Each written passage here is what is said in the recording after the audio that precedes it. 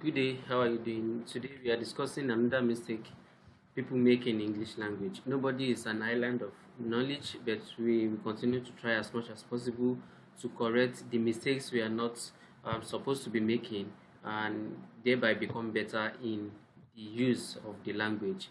Now, today we want to discuss a very common mistake people make in English language, and the topic is you and I versus you and me. You will agree with me that this is one of the most common mistakes people make in English language. And the effort today is to try and explain how to use each of these correctly in our written language and even in our spoken language. So we want to see how to write this correctly. Now, you and I versus you and me. How do we use this correctly? Let's take it one after the other. Let's take it one after the other. You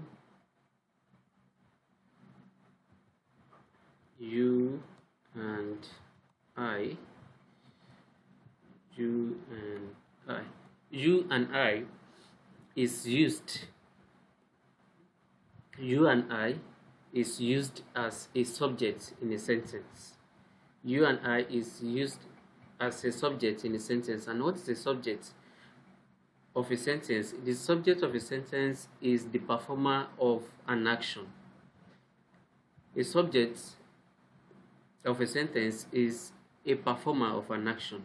So whenever you want to talk about the subject and you need to use you and I, so you are to put it in the subject position. In the subject position, let's look at examples. Let me write this out first. It is used as a subject.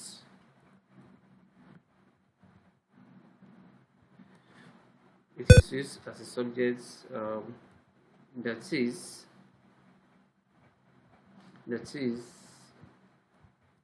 a performer or performers of an action in a sentence. Now let's take a look at a number of examples.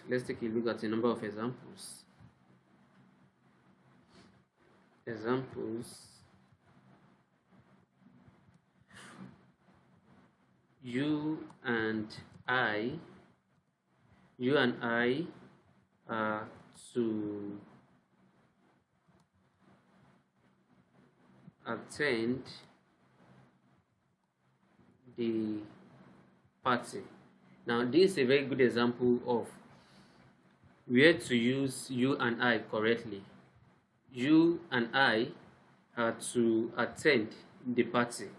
Now it will be very wrong to say you and me, because me is an object but I is a subject. So you use you and I when you are trying to show that you are involved in the action and the other person is involved too in the action. So you and I are to attend the party, and the convention as to the use of you and I is that you must come first and I must come second. So it is ideal to put you first and followed by I. So this is how to use you and I in English language. You and I in English language. So let's test this if this is correct. Now if you want to check if this is correct, this is what you are going to do. You and I are to attend the party. Let's remove the other person. Personalize the situation. Personalize the sentence. Remove you and I. You and I. Then replace it with am, of course. So I am to attend the party. This is very correct. This This is very correct. So if we had used you and me, if we had used you and me,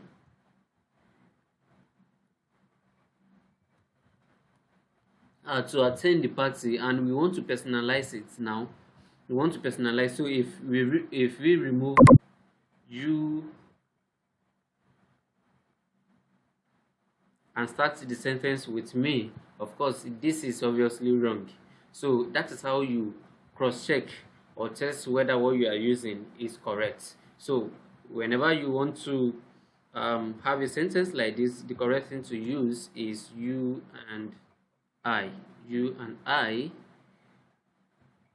to attend the party. So it's as simple as this. It's as simple as this. Now let's go to you and me. You and me. You and me. Now, definition. Remember, we said you and I is conventionally used as a subject of a sentence, as a subject of a sentence, and the subject of a sentence is a performer of an action. A performer of an action. Now, on the other hand, you and me is used as an object.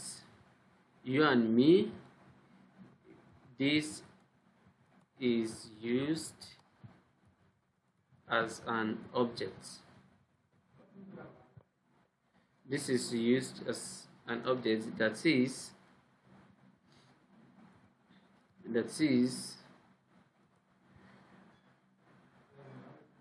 the receiver of an action. The receiver of an action. Now, you and me is used as an object in a sentence. It says as an object in a sentence. And what is an object?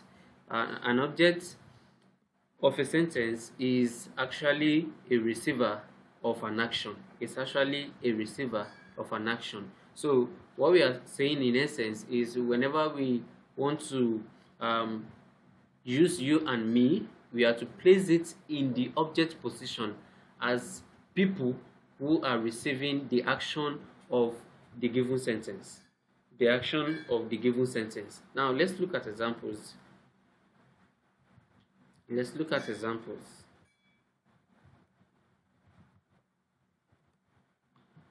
Let's look at example 1. God will bless you and me. God will bless you and me. You can say amen to that.